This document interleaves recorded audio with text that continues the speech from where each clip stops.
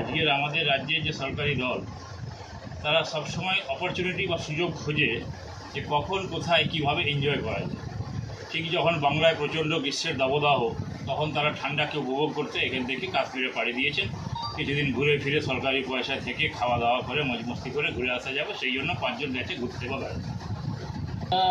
অভিষেক ব্যানার্জি পার্লামেন্টের একজন মেম্বার হিসেবে নিশ্চয়ই পার্লামেন্টের প্রশ্ন তুলতে পারেন, সে এখতিয়ার ওনার আছে। ভারত সরকার আজকে যথেষ্ট সচেতন। ভারত সরকার তার যা করার হোম দপ্তর এবং প্রতিরক্ষা দপ্তর তারা নিশ্চিন্তে ভালোভাবে সমস্ত কিছু তৈরি করছে। যখন ভারতবর্ষের পার্লামেন্টের কোনো মেম্বার জানতে চাইবে নিশ্চয়ই তার উত্তর পাবে। প্রশ্ন যে আমাদের যখন মুর্শিদাবাদে একসঙ্গে বাপ বেটাকে ঘরের মধ্যে মেরে ওখানে দাঁড়িয়ে থাকে আততায়ীরা, যতক্ষণ পর্যন্ত তার মৃত্যু নিশ্চিত না হচ্ছে ততক্ষণ যায় না, সেটা কি মুর্শিদাবাদের পুলিশ বা বাংলার পুলিশ এখনও খুঁজে বের করতে পেরেছে বা তারা নিশ্চিত হতে পেরেছে কারা মেরেছিল সেদিন?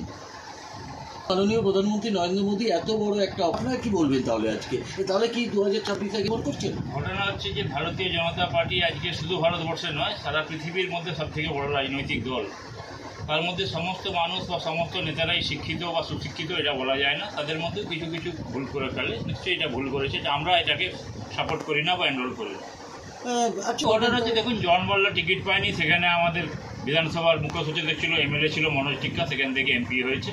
জন বাল্লা যদি এত ক্ষমতা থাকতো তাহলে মনোজ টিক্কাকে হারিয়ে দিয়ে দেখাতে পারতো। অতএব মনোজ ওখানে প্রমাণ হয়ে গেছে, মনোজ টিক্কা জেতার পর জন বাল্লার ওখানে কোনো রকম কোনো কর্মপদ্ধতি বা কর্মস্থিতিকে ওখানকার সাধারণ মানুষ মেনে নেয়নি। তাহলে 2026-এর আগে কোনো কি একটা অশনি সংকেত দেখা দিচ্ছে? ঘটনা হচ্ছে যে আপনার শরীরে যদি দেখবেন এই প্রচণ্ড গরমে ঘুরতে ঘুরতে সাংবাদিক বন্ধুরা অনেকেই আমাকে বলছে, দাদা এরকম একটা ঘামাচির মতো বেরিয়েছে, বলুন তো কোন স্কিনের ডাক্তার দেখাই। তা আমি অনেকেই বলেছি যে হয়তো রাজনৈতিকভাবে তার সঙ্গে আলাদা সম্পর্ক, কিন্তু ঘটনা হচ্ছে খুব বড় ডাক্তার স্কিনের, রঞ্জিত পাজার ছেলে অরিন্দ্রজিৎ পাজা। আমি বলছি ওদের কাছে যাও, ওরা খুব ভালো ট্রিটমেন্ট করে, এবং অজিত পাজার ছেলেও প্রচুর পাজাও ভালো স্কিনের ট্রিটমেন্ট করে। সেরকম আজকে দেখা যাচ্ছে যে অনেকেই রাজনীতি সবাই করে, দল সবাই করে, বিভিন্ন সময় বিভিন্ন সুযোগ সুবিধা নিতে দলের লোক আছে।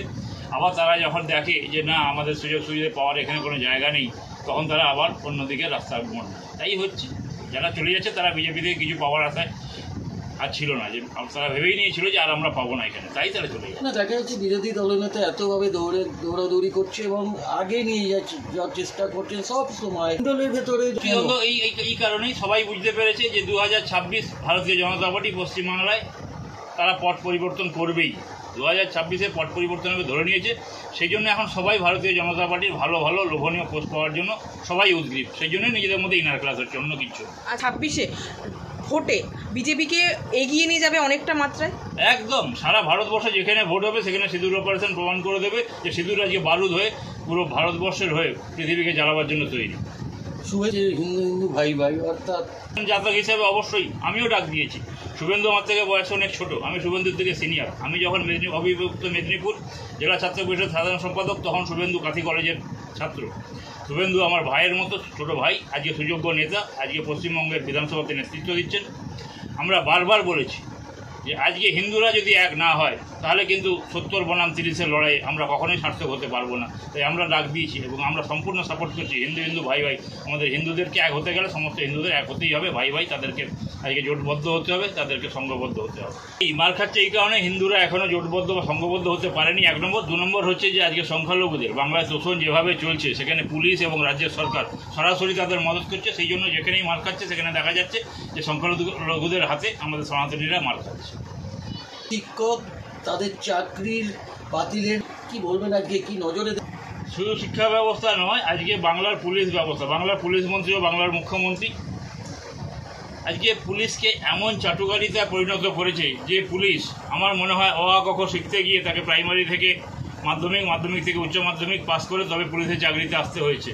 আমার মনে হয় না যে তারা তাদের সেই শিক্ষকদের কথা একটিবারের জন্য মনে করেছে। আজকের এই শিক্ষক সমাজকে কখনো লাথি মারছে, কখনো লাঠি মারছে। আজকে তারা বাধ্য হয়েছে, তারা তাদের সমস্ত কিছু সহায় সম্বল। আমার কাছে খবর আছে, আমি একজন মেদিনীপুরের মানুষ হিসেবে, যে বহু এরকম MA pass, MSc pass, MCom pass ছেলেমেয়েরা তাদের বাবা মায়ের বিয়ের গয়নাগাটি বন্ধক রেখে দিয়ে, বিক্রি করে দিয়ে তারা তাদের ছেলে মেয়েদেরকে পড়িয়ে তারা উচ্চশিক্ষায় শিক্ষিত করেছিল, যাতে তারা একটা চাকরি পায়, চাকরি পেয়ে আবার তাদের পরিবার পরিজনের মুখে রুজি রুটি তুলে দেয়, তাদের আবার সেই বন্ধক দেওয়া মা বাবার বিয়ের সোনা আবার যাতে ফিরিয়ে আনতে পারে। এরকম পরিবারগুলো আজকে নিঃস্ব হয়ে গেছে, তাই বাধ্য হয়েছে আজকে তারা এই সরকারের কাছে শিক্ষা দপ্তর, বিকাশ ভবন, শিক্ষামন্ত্রীর বাড়ি, সেখানে গিয়ে বসে থাকতে, সেখানে গিয়ে তাদের কাছে বিচার চাইতে যে কী অপরাধ করেছি আমরা প্রকৃত শিক্ষিত হয়েও আমরা আজকে 10 বছর চাকরি করার পরেও 11 বছরের মাথায় কেন আমাদেরকে আজকে স্কুল থেকে বেরিয়ে যেতে হবে, কেন আমাদের ভিক্ষে ঝুলে নিয়ে রাস্তায় রাস্তায় ঘুরতে হবে। হাইকোর্ট থানাতে দেখা করার জন্য হাইকোর্ট তো তাদের কাজ করছে। আজকে হাইকোর্ট যা কাজ করছে, আমাদের বিরোধী দলের যা পাওয়া বা যা পাওনা বা যা চাওয়া প্রত্যেকটি অক্ষরে অক্ষরে পূরণ করছে। আজকে তারা ফলস কেস খেয়েছে, তাদের ভয় হয়েছে যে এই সরকার যে কোনো সময় ফাঁসিয়ে দিতে পারে, অ্যারেস্ট করে নিতে পারে, সেই জন্য হাইকোর্ট তাদের বলে দিয়েছে নিশ্চিতভাবে পুলিশ ডাকলে আপনারা যাবেন, তদন্তে সহযোগিতা করবেন। আবার পুলিশকেও বলে দিয়েছে অযথা তাদেরকে কিন্তু অ্যারেস্ট করা যাবে না বা হ্যারাসমেন্ট করা যাবে না। তাই গেছে তারা সুন্দরভাবে হাইকোর্টের উপর বিশ্বাস রেখে, ভরসা রেখে। আপনি কি মনে পাবে এই শিক্ষকরা? না না, এই সরকার থাকতে থাকতে ন্যায় বিচার পাওয়ার কোনো রাস্তা নেই। আমি নিজে একজন আইন পড়া ছাত্র হিসেবে আমি ভারতবর্ষের আইন যতটা বুঝি, এদের আইনগত ন্যায় পাওয়ার কোনো জায়গা নেই। তাহলে তাদের উদ্দেশ্যে একটাই কথা বলবো যে তোমরা ভুল করেছো, সেই ভুলের সংশোধন করতে হবে, সরকারের পরিবর্তন করতে হবে। সরকারের পরিবর্তন হলে অবশ্যই নীতির পরিবর্তন হবে, তখন আবার তোমরা তোমাদের পুনর্জীবন ফিরে পাবে। এটা পৃথিবীর কোথাও চালু হয়েছে বলে আমার জানা নেই, জানি না এটা পৃথিবীর বাইরে কিনা পশ্চিমবঙ্গ রাজ্যটা। এটা হয় না। একজন শিক্ষিত মানুষ সে তার নিজের যে তার মোরাল রাইট, সেই রাইটে সে চাকরি করবে, সে শ্রম দেবে, শ্রমের বিনিময়ে সে তার শ্রমের মজুরি পাবে। এটাই হচ্ছে স্বাভাবিক নিয়ম। এখানে ভলেন্টিয়ারি, এখানে ভাতা, এখানে এগুলো কখনোই আইনে বলা নেই বা হতে পারে না। আপনার নামটা? তরুণ আদিত্য, আমি সহসভাপতি, উত্তর কলকাতা জেলা ভারতীয় জনতা পার্টি। ধন্যবাদ।